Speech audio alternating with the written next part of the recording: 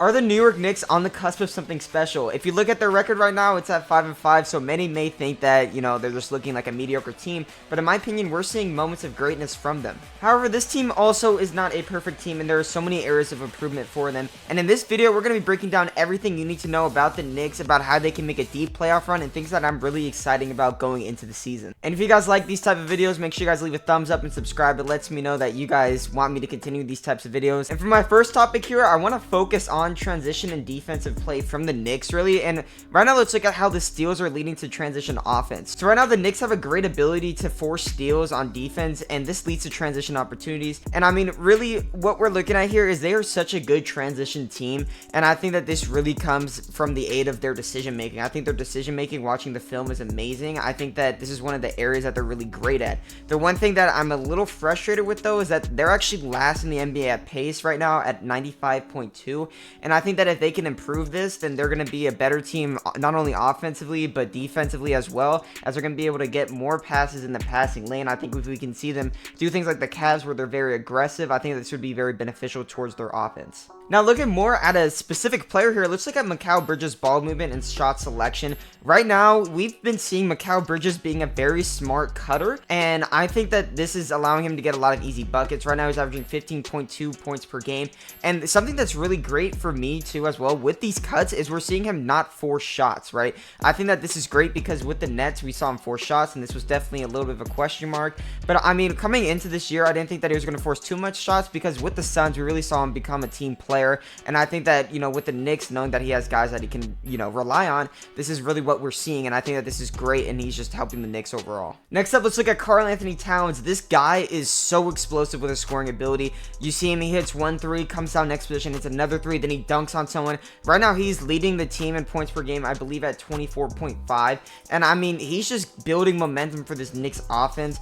And really what I love about this Knicks offense right now is their use of the high post. Karl-Anthony Towns is setting pick and rolls from the top of the key. He's getting the ball a lot up there as well, and he's allowing to, open up more passing lanes for people, and just really getting people open as well with, flare actions or just simple, cuts, off-ball cuts into curls.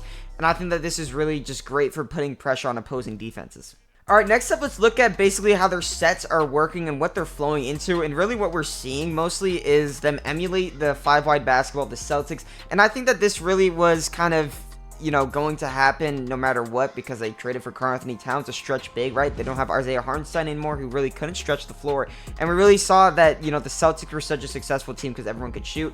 Right now, we're seeing that with the Knicks. They're actually really, really good shooting team right now, and I mean, if they can continue to keep this going, then I think that this is going to be great for their offense. I think that this team definitely has the potential to become a very great team on the offensive side of the floor once playoffs come. And like we talked about before, not only is Karl-Anthony Towns getting the ball a lot in the high post, but we're seeing people like Mikal Bridges get the ball in the low post as well. And not only is he getting the ball in the low post as well as many other players, but we're seeing people go into more and more actions, right? We're seeing dribble handoffs, we're seeing PNRs, like I just said. We're seeing go screens from Karl-Anthony Towns as well that get him open shots. And I think this is really good because it keeps the defense guessing, right? And I think that on top of this, with their actions, their decision making is so great, right? And I think this is another reason why they're so good in, pushing the ball up the court in transition, is that anytime they get a 2-on-1 opportunity, 3-on-2 opportunity, they're going to score the basketball. And I think that this is very important for teams, because if you can take advantage of those 2 or 3 points, you never know what's going to happen later down in the game, right? A lot of games in the NBA are determined by 2 points, 4 points, 6 points. They're all very close, and I think that this decision making on fast breaks, and not even only on fast breaks, but also on actions, is really what's helping them become a very good team right now. All right, and now let's look more and focus on Karl-Anthony Towns and Jalen Brunson's high PNR. So if you're asking basically anyone that watches the Knicks right now what their main thing is that they go to, you're gonna see a lot of people saying Cat and Jalen Brunson high PNR,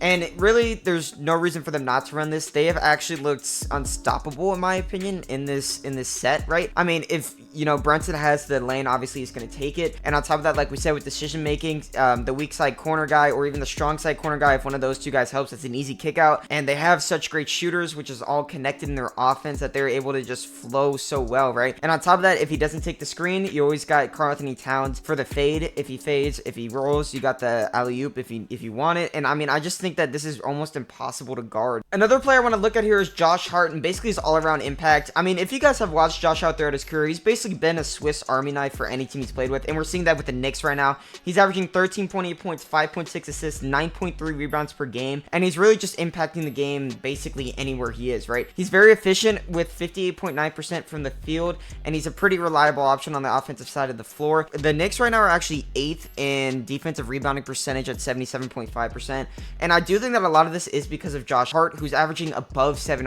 defensive rebounds per game, which, you know, I think that that's very helpful, especially with someone like Karl-Anthony Towns being the only real big man, in my opinion, in this starting lineup. So, I mean, I think Josh Hart's ability to rebound the basketball is really what's helping this team. Next up, looking at OG Anunoby, his shooting has been stellar this year. He's shooting above 50% from the field goal, and he's shooting 41.5% from the three. I mean, that's insane in my opinion, and I think that this is going to be something that could potentially keep on going. He's been a very good scorer, and on top of that, his defense is amazing, right? Whenever the Knicks traded for him, they were really looking at him as a 3-and-D guy. Right now, we're seeing him as a guy who's very good at defense, and someone who could become a very viable scorer if someone like Jalen Brunson's not going, Karl-Anthony Towns. I think Anunoby can fill in that role very well, in my opinion. Alright, and now let's look at Deuce McBride's role as an energizer. If you're looking at this Knicks team, and I think that this is going to continue for the whole season because we saw it last year, Tom Thibodeau really is not playing many people. Right now they have like a, 8-man rotation really, but other than Deuce McBride, I don't believe anyone's getting above 15 minutes per game. Deuce McBride's getting around 26 off the bench. All the starters are getting at least 33 minutes per game, and I think that in the playoffs, it's going to get even crazier. I think Deuce McBride's probably going to get around 28 minutes with all the starters getting at least 36 minutes. And I mean, this is probably going to be pretty effective for them. I mean, McBride right now is looking amazing, shooting almost 40% from three, I believe 39.6%. And I mean, he's just so good at stretching the floor, and he's really adding value to this offense, right? We're talking about guys who are able to, play in that 5-out look. Deuce McBride is perfect. His hustle and his ability to shoot the ball is really what's keeping him on the court. Alright, now everything we just listed were the positives for the Knicks this year, and if you saw a very, recurring theme, it's really on the offensive side of the floor. Looking at the defensive side of the floor, it's really much the opposite. Right now, they're 24th in defensive effective field goal percentage and 27th in opponent turnover rate, and I think that this is something they can definitely improve, with people like Mikal Bridges, Josh Hart on the defensive side of the court. I think that this is definitely going to be something that is going to increase over time, as well as OG Anunoby. Obviously, Karl-Anthony Towns is someone who's not a very good defensive player and is not really known for that. But I mean, I think that Jericho Sims is someone that could be a very valuable asset later in the season, whenever they need more defensive production. And I mean, really, I think that this is something that could be an easy fix for them, right? I mean, obviously you have the liability of Jalen Brunson and Karl-Anthony Towns, like we just said, and I think that this is really something that they're going to need to focus on going forward. Another thing that really stood out to me was the Knicks pace, which is right now last in the league, like we were talking about. And I think that if they force more turnovers, we're going to see that pace of play go up. And like we said before, the decision making of this team is so good that if they just get more and more pace, then I mean, I think that this is just gonna be so great for this offense, and I think they're gonna end up blowing out teams, in my opinion. All right, and now let's go back to the big picture potential here that I was really talking about at the beginning in my intro. The thing I was trying to get at here is that there's insane upside for this Knicks team, right? Right now they're 5-5, which is pretty solid, but I mean, I think that their potential is off the charts. I mean, you combine their ability to make quick decisions, their unselfish play, and their versatile offensive schemes, as well as everyone really just playing together. They really have a solid foundation to build on. And I mean, I think that, obviously, like we just said, their defensive efficiency is going to continue to improve, and their three-point shooting is off the charts right now. And I mean, I think that this is going to easily be a playoff team whenever the time rolls around. And I think in 6 months down the line, this team is going to be flourishing at all levels. I think that that's when they're going to hit their potential. And once that happens, I think that it's going to be very hard for the Eastern Conference to try to battle off this Knicks team. And something else I want to say here is another reason why their potential is so high is because of how unselfish they are, right? We see people like Karl-Anthony Towns just absolutely go off one game, and then the next game it'll be Jalen Brunson, or sometimes it's just a whole squad contributing equally. And I mean, I think this level of versatility is really what makes teams great, right? We look at the Celtics last year: Jason Tatum, Jaylen Brown, Derek White, Drew Holiday. I mean, basically anyone on that team could score the basketball, and they all had their own nights. And I think this is something that the Knicks are building upon as well, and I think a lot of NBA teams are actually following the same suit as the Celtics,